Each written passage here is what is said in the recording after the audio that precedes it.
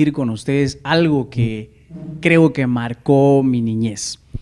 Como ya les había comentado, mi papá y mi mamá comenzaron a viajar a lo que es la ciudad con el objetivo de ir a hacer negocios y ya nos empezaron a dejar solos.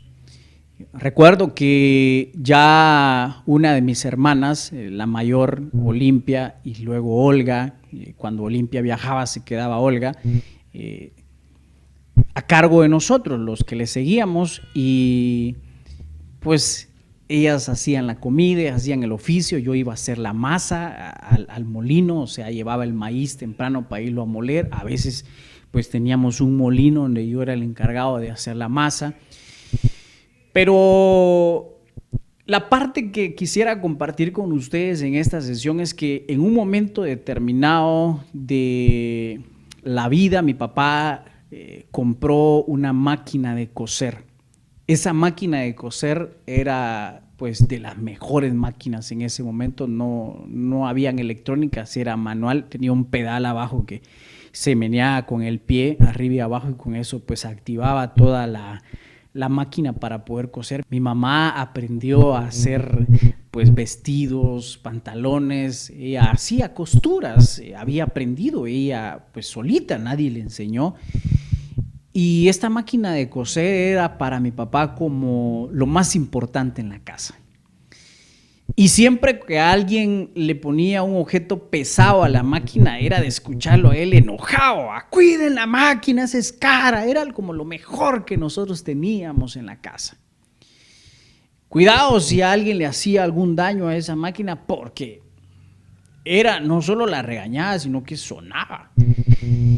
Y una vez, recuerdo puro bien que nosotros a veces utilizábamos candelas para alumbrar, no había luz eléctrica donde nacimos y crecimos. Entonces esa vez recuerdo que no sé de quién fue la idea de poner una candela encima de la máquina, y las candelas, lo que hacíamos nosotros para que se pegara en un lugar es que botábamos un poco de cera o esterina, no sé cómo se llama, en lo que la candela tiene ya caliente. Entonces luego pegábamos la candela y entonces quedaba ahí parada, quietecita, pegada, ¿verdad? Cuando se enfriaba esa parte.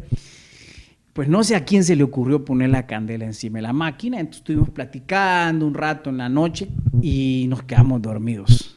Allí en ese tiempo recuerdo que estaban dos de mis hermanas y estaba yo, cuando en la mañana nos vamos dando la sorpresa que la máquina de coser tenía un agujero. Y es que como la máquina de coser tenía un mueble de madera bien bonito, una madera fina, la madera se había quemado. Cuando nosotros vimos que la máquina de coser se había quemado, empezamos a llorar. Solo de imaginar lo que mi papá nos iba a hacer a nosotros de castigo, comenzamos a llorar. Y recuerdo que empezamos a planear qué hacemos para que mi papá no se dé cuenta. Pero ¿cómo vamos a ocultar eso? ¿Cómo lo hacemos? Aquella desesperación. ¿Y cuándo viene mi papá? Y entonces nosotros recuerdo que le tendimos encima un mantel de tela a la máquina, y mi papá vino y nosotros nerviosos. Se estuvo unos días ahí con nosotros, regresó a la ciudad, no se dio cuenta. Y pasamos los días pensando cómo le decimos, cuándo se lo decimos, una desesperación, y nos empezamos a orar. Nos pusimos de acuerdo con mis hermanas a orar, doblábamos rodillas por turnos. Yo recuerdo que abajo de un palo de papaya yo agarraba el palo: Dios que estás en el cielo, ayuda por favor cuando mi papá se dé cuenta de la máquina de coser, que no nos castigue, que no nos pegue, que no nos trate, que no nos golpee, porque nosotros ya sentíamos los golpes de él a raíz de la máquina que se había quemado. Pasaron 3 semanas, 4 semanas. ¿Cómo hacemos? Contémoselo primero a Efraín, a nuestro hermano mayor, ¿verdad? Para que él después le diga a él y no seamos nosotros. ¿Y cómo le hacemos? Ay, no, pero es que no, digámosle primero a mi mamá. Y nosotros le mandábamos cartas a mi mamá de allá de la costa hacia la ciudad. Y si le mandamos una carta y mi papá la lee, ay, no, ¿qué vamos a decir? Era una cosa, era una carga.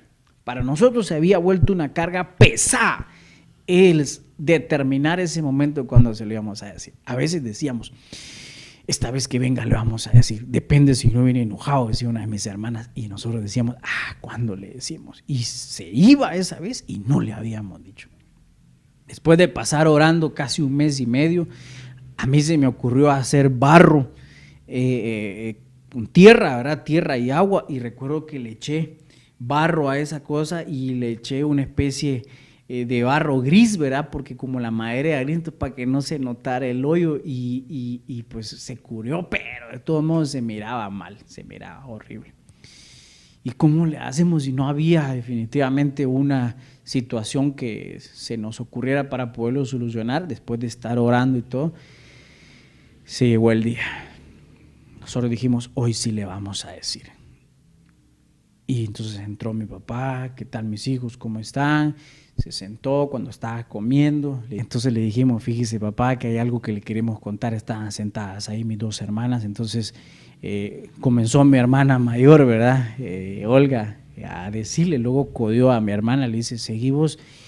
Sí, papá, fíjese, es que hay algo que sucedió, que nosotros, pues sinceramente, no fue tanto nuestra culpa, aunque tal vez sí, pero luego me voltea a ver a mí, me codea, seguí vos, me dice yo, fíjese que cuando en la noche, hace días ya, ¿verdad? Una candela, la pusimos sobre la máquina y nos fuimos a dormir, pero fíjese que, y entonces siguió mi otra hermana, y entre los 3 le fuimos contando a mi papá, y él miraba, nos miraba y decía, y yo decía, ¿a qué hora nos va a regañar? ¿A qué hora nos va a pegar? Entonces dijo, mis hijos, dijo, gracias a Dios que no les pasó nada más, porque pudo haberse quemado tal vez la casa y ustedes durmiendo. Qué bueno que fue solo la máquina, nos dijo. Cuando nosotros vimos su reacción nos quedamos impresionados. Sin duda alguna Dios había preparado el momento y cambiado esa especie como de amor o idolatría que mi papá tenía por la máquina, al punto en el que no ni siquiera nos regañó. Si nos regañó fue para que tuviéramos cuidado y no volviéramos a poner la candela puesta sobre algo que se pudiera quemar al terminarse la candela. Pero claro, aunque él no nos regañara, era algo que nosotros ya no íbamos a hacer definitivamente. Pero ese momento de mi vida siento yo de que nunca lo voy a olvidar, me marcó, vi la mano de Dios obrar sobre mi vida y sobre la vida de mis hermanas de una manera impresionante. Seguiré comentando con ustedes otros capítulos que marcaron mi vida en la próxima sesión.